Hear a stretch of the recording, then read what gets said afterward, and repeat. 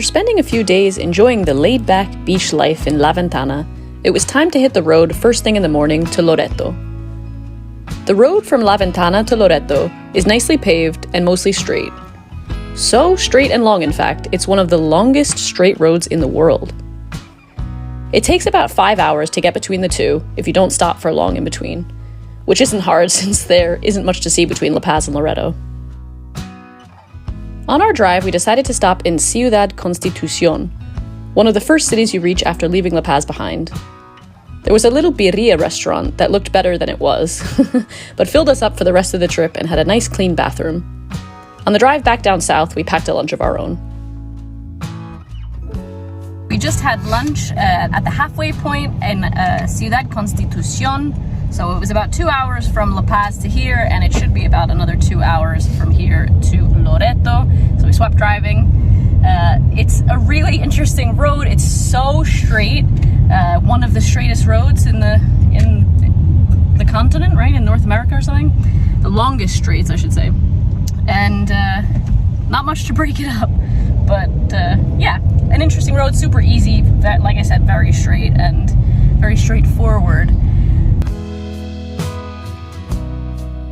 When you reach the city of Ciudad Insurgentes, you turn right off of the straight road and follow the signs to Loreto. From here, the road starts to wind through the mountains and becomes a much more interesting and much more scenic path to the coast. We're trying to find Playa Nopolo. I feel like we're in Florida. A lot of colorful condos. And I see the sea, so hopefully we can go swimming in it.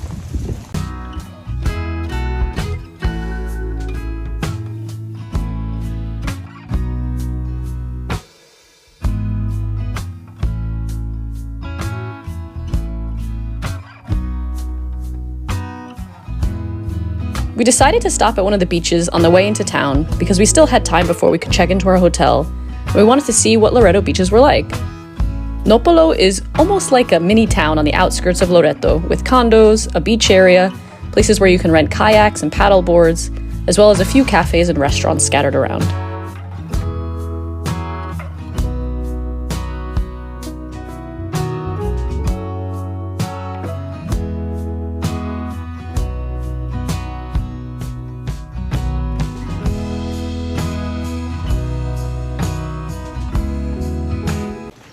Overall, I probably wouldn't go out of my way to go to this beach.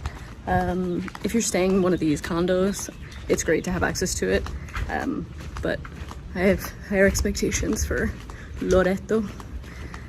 This beach is a little like, the sand is like dust, like dirt. It's very fine. And it didn't seem like anyone was swimming. I don't know if that's just because it's still too hot, or there were just a lot of fish in there, but people were snorkeling actually. I'm sure it's fine. We're just gonna head on to get to Loreto and check into our hotel and see what we see.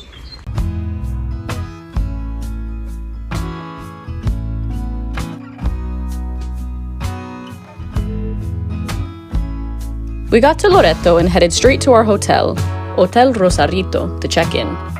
The process was really easy, and our room had a huge king bed in it that was insanely comfortable. I'll give you a full review in an upcoming video, but if you want to check out the hotel before that, I've linked to it in the description box below.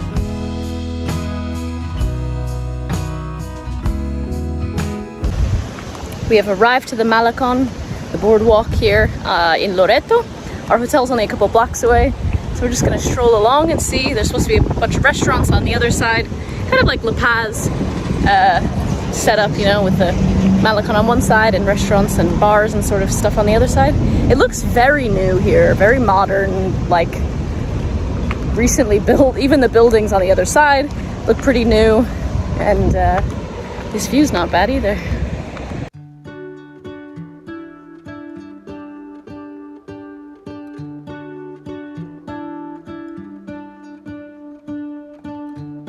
The Malecon is about 2 kilometers long, or roughly 1.25 miles.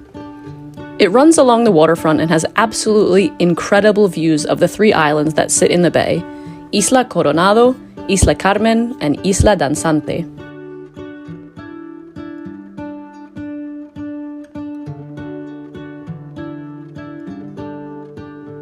On the other side of the road are a few hotels and restaurants, and at each end of the Malecon you'll find a beach with palapas to sit under and stretches of sand to enjoy a dip in the water.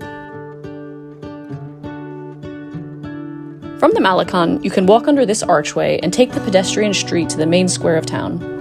The plaza is surrounded by cafes, bars, and restaurants, with plenty of benches to sit on and watch the world go by.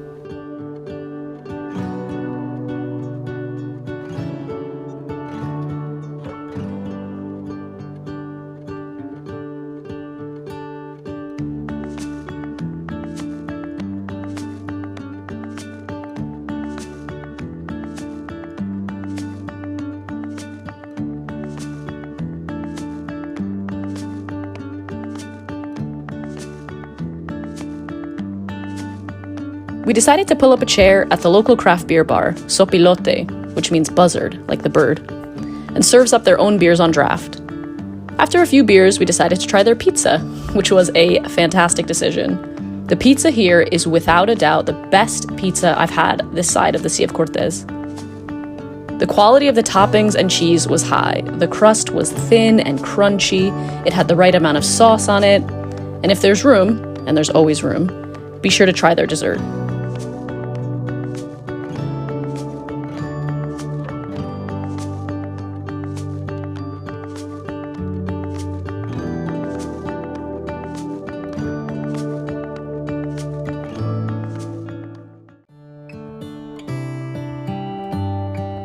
The next day, we got up and headed out to explore more of what Loreto had to offer, starting with the Misión. The official name of the mission church in Loreto is Misión de Nuestra Señora de Loreto Concho. Concho is the original name that the native people of this region of Baja used for what we now call Loreto. The mission was originally founded in 1697, making it the very first mission in all of the Californias.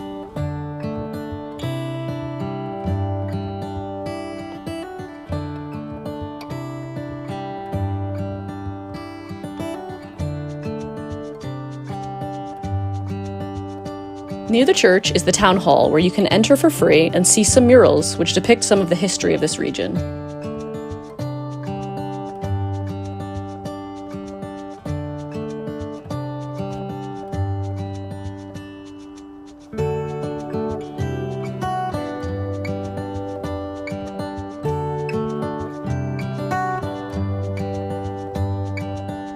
At this point, we were starting to get hungry, so we headed to a local seafood restaurant called Buena Vida, which several people recommended to us for the freshest ceviches in town. They were right. This was some of the best ceviche we've had since leaving San Jose del Cabo, and the prices were also a lot lower than what you pay in Los Cabos.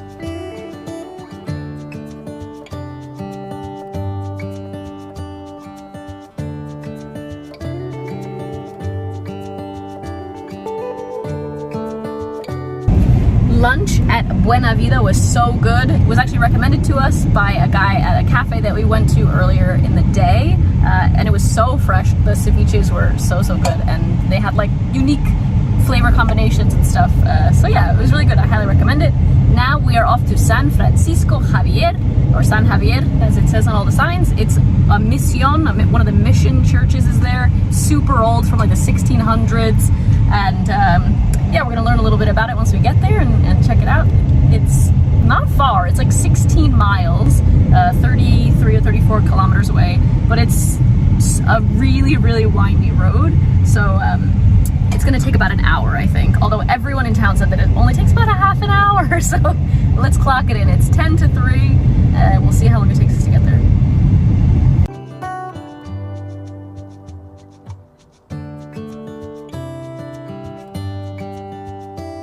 The road was indeed quite windy, but it still only took about 35 minutes to get from Loreto to the front of the church in San Javier. The full name of this mission is Misión San Francisco Javier de Vigue Bianudo. It was established in 1699. The only reason that the church and surrounding town were founded was because the Jesuits, who founded the mission in Loreto, quickly realized that there wasn't enough fresh water in Loreto to sustain their agriculture and livestock. They asked the local people, known as the Cochimi, where they would be able to find more water, and they were led through the mountains to an oasis. which you can still see on your left side as you are about to arrive in San Javier from Loreto. It's here in this desert oasis that the very first olive trees in North America were planted. And you can still see some of these very trees today if you walk behind the mission along the dirt path until you reach the entrance.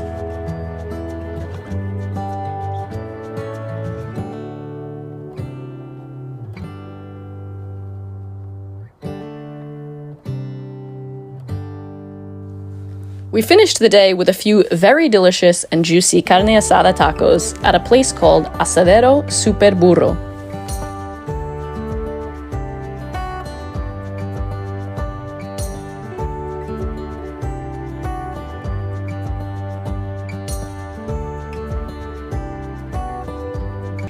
I hope you guys enjoyed some of our adventures while we were in Loreto.